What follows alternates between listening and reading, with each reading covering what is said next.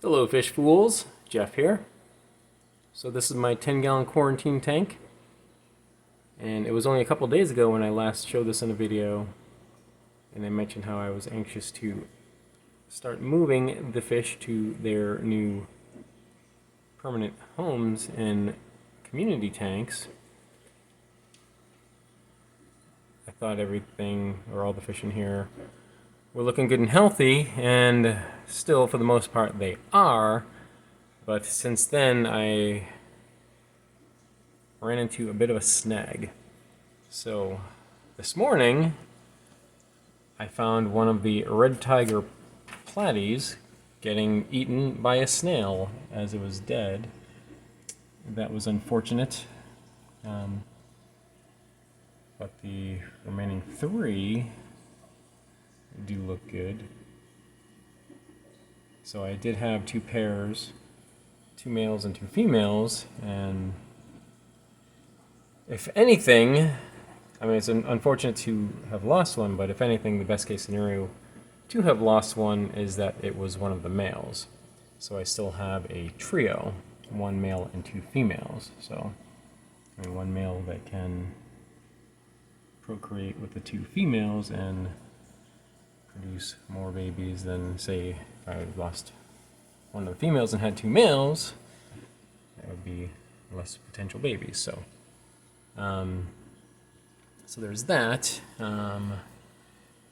Just from looking at the tank, it looks like there is only one autosinkless in here. I did just see it a moment ago. Looking in here, I don't see it, but I kind of anticipated losing one or two of those. I knew, like early on, like after I first got them, I did lose one, and then I had three. One of them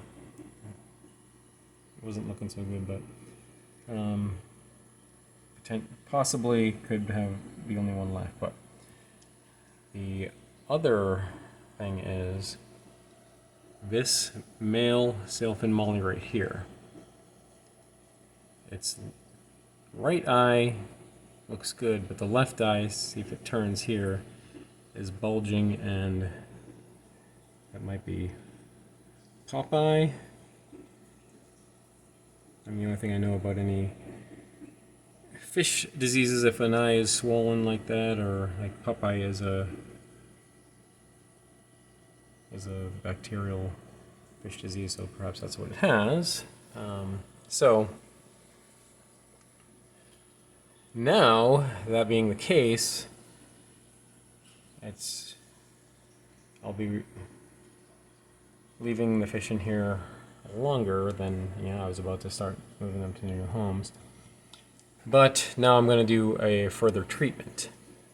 It could be just the other fish could be fine, and I could move them to the new ones, but instead of taking that chance, if one fish has an issue, I'm going to treat them all. So what I do start with my fish in quarantine is one treatment of this Maracyn. This is the one that I'm going to do now, a full treatment, because of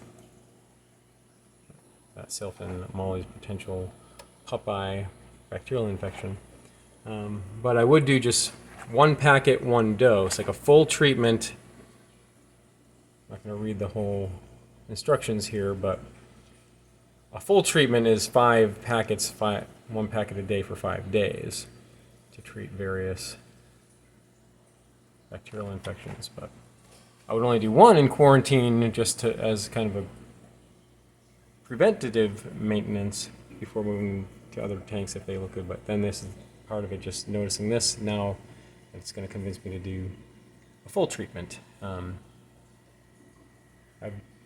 also use ICX and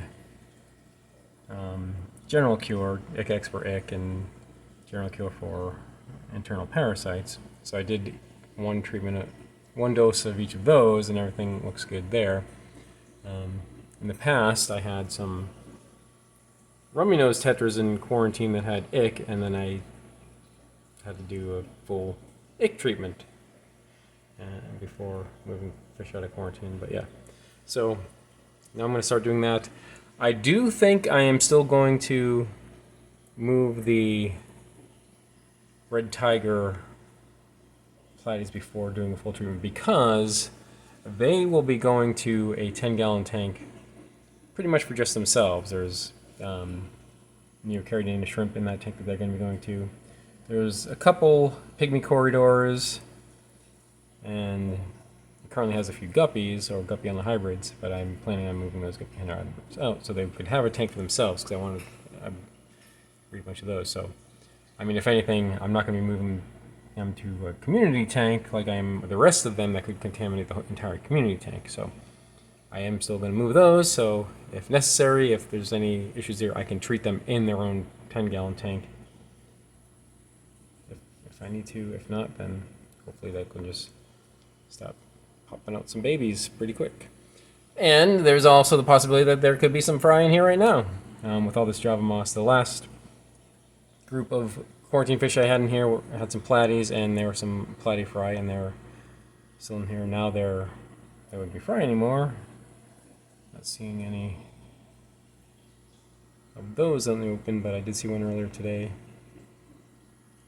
You know, they're big enough to not get eaten. But before I start doing a full round of treatments with Maracyn, I'm going to do a water change, and then I might find some fry in there. Doing that because it's been, some of these platies have been here for maybe 3 weeks or so now.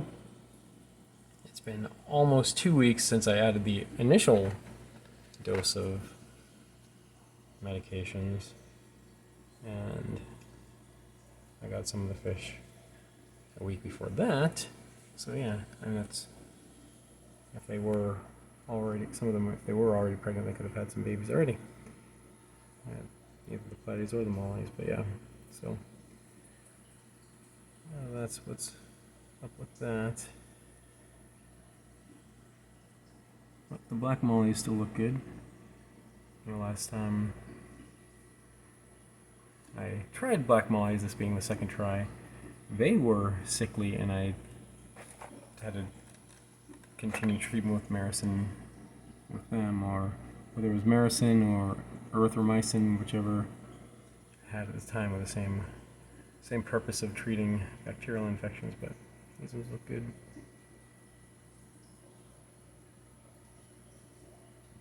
But yeah, female molly looks healthy, aside from maybe what appears to be gasping, I guess, but otherwise looks okay. But yeah, it's unfortunate about the male. Hopefully, doing this Maracyn treatment will cure that, and I'll be back to normal. And then a week from now, I can start moving the rest of the fish to the community tanks.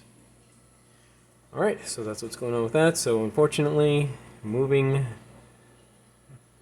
these fish to their community tanks is going to have to be delayed a bit, but you know, I expect we'll get past this treatment, and very likely the vast majority of the fish will come out of it nice and healthy to be moved on to their new community tanks. So that will be coming up, so stay tuned for that. All right, and that's it for now. And remember, I'm Jeff, and I enjoy fishies. Thanks for watching.